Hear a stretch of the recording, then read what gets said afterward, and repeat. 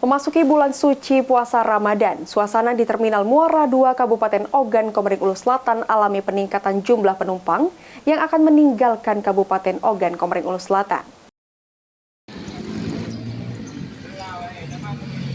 Memasuki bulan suci Ramadan, suasana di Terminal Muara II Kabupaten Ogan Komering Ulu Selatan alami peningkatan jumlah penumpang yang akan pulang kampung untuk menjalankan ibadah puasa di kampung halaman.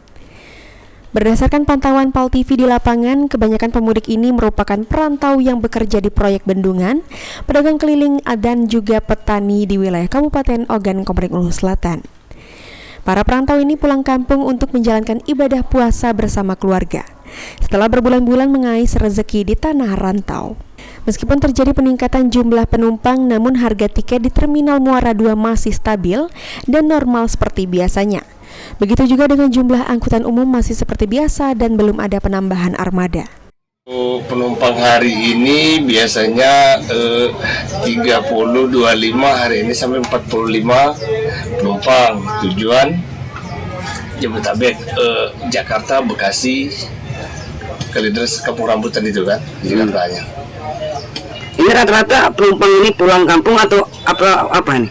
Anggaplah pulang kampung. Mereka yang ada bekerja di waduk, ada yang jadi buru-buru di pedesaan-pedesaan itu kan.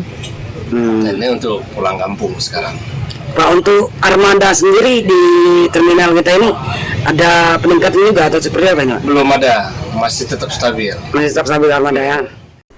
Sri Fitriana, PAL TV.